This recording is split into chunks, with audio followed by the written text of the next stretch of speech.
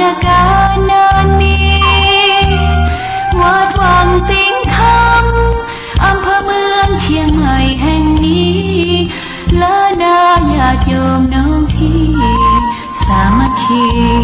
รวมทานร่วมทุนวัดวัง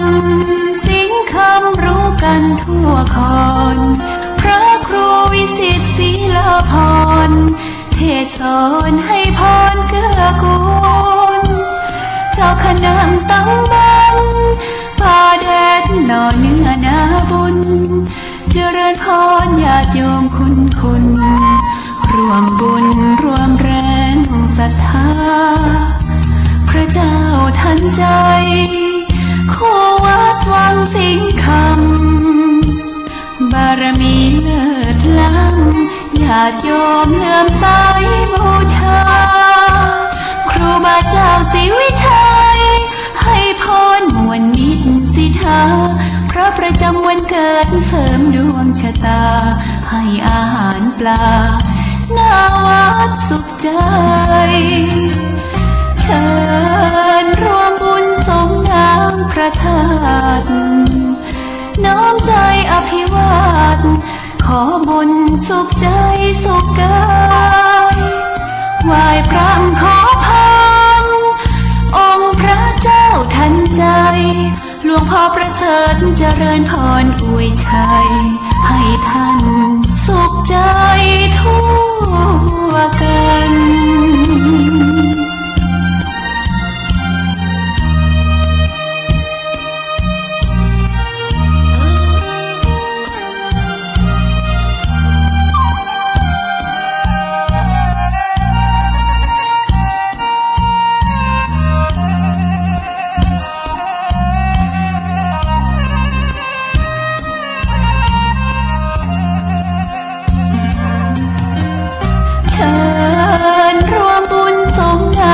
พระธาตุน้อมใจอภิวาทขอบุญสุขใจสุขกายไหว้พระขอพรองค์พระเจ้าทันใจหลวงพ่อประเสริฐเจริญพรอวยชัยให้ท่านสุขใจทั่วกัน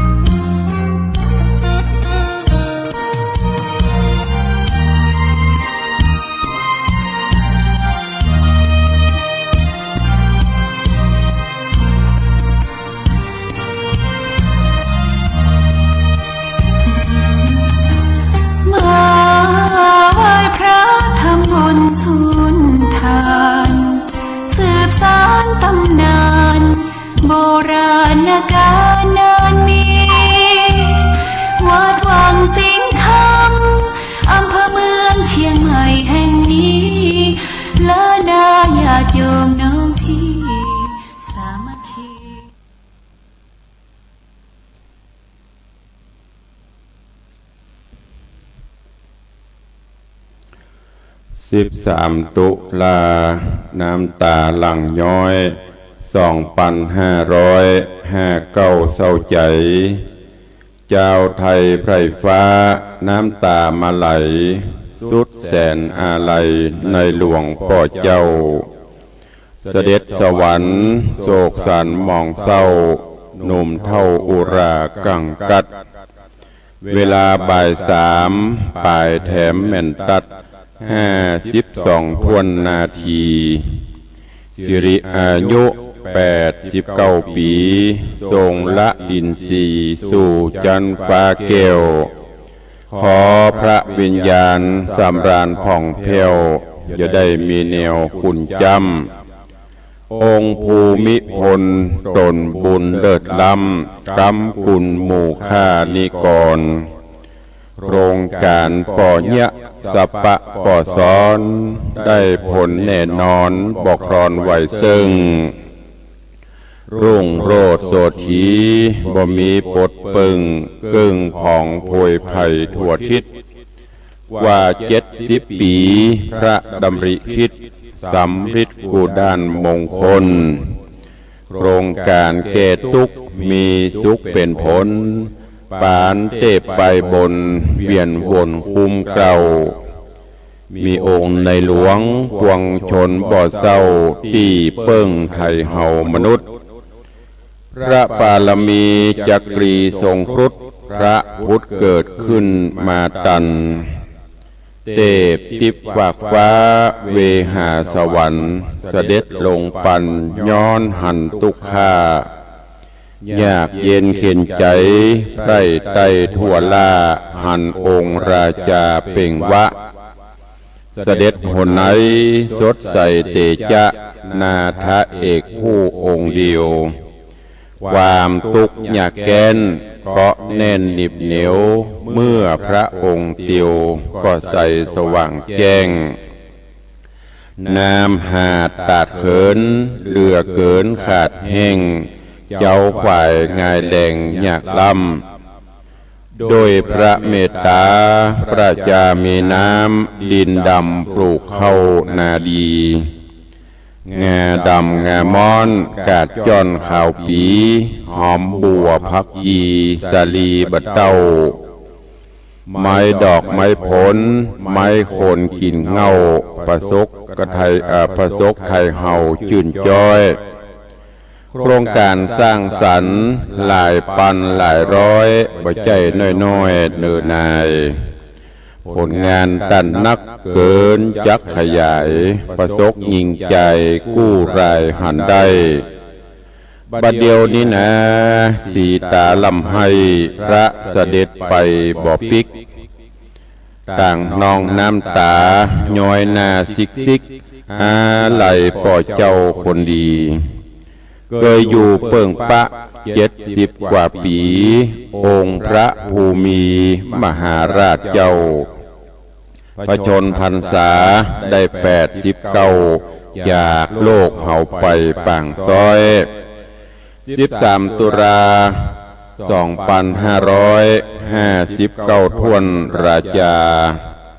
เสด็จสักขะใกล้ออกวสาเดือนเกี่ยงลันนา12 ค่ำคืนวันพัดยามแรงตาแดงสะอื้น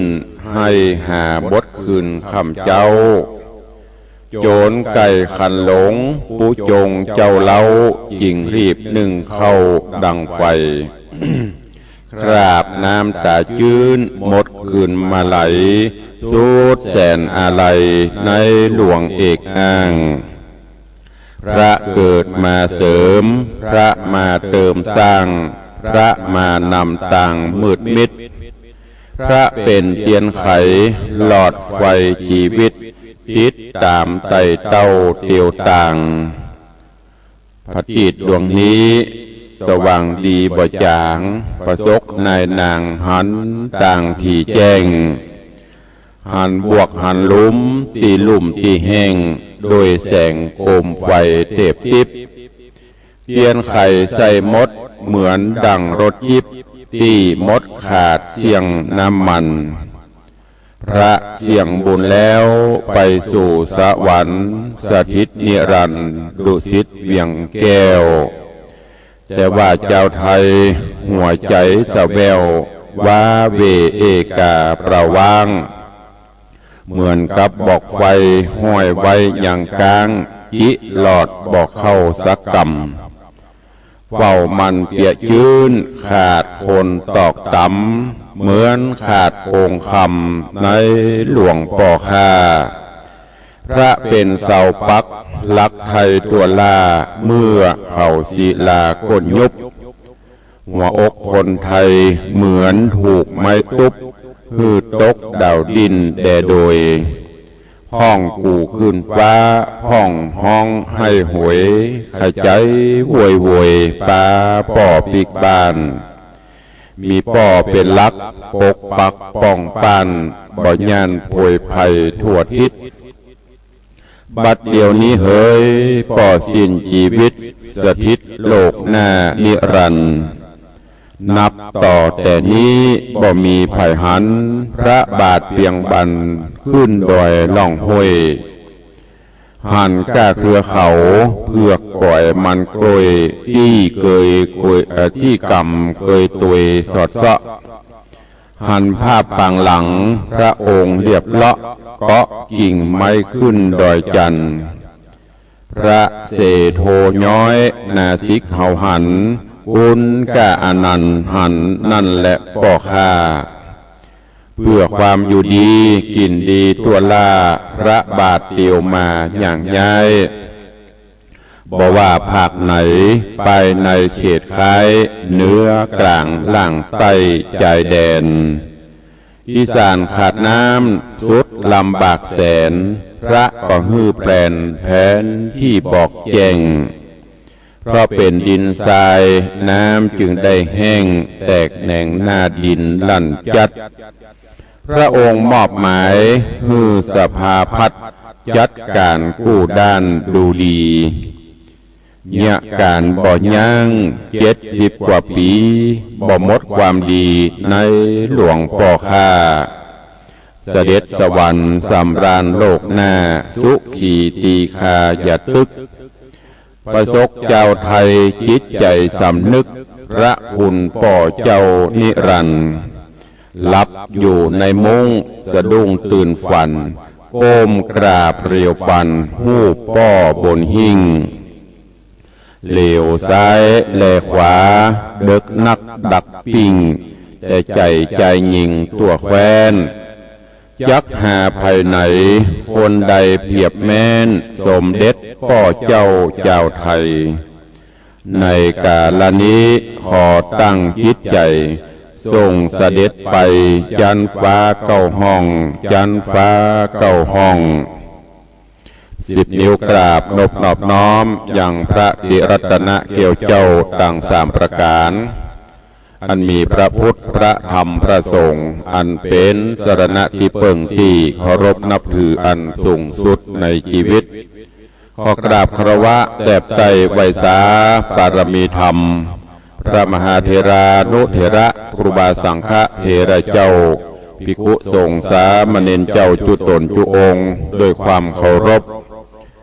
เจริญสุขเจริญปอนปอออกไม่ออกศรัทธานาบุญพุทธศาสนิกชนทุกท่าน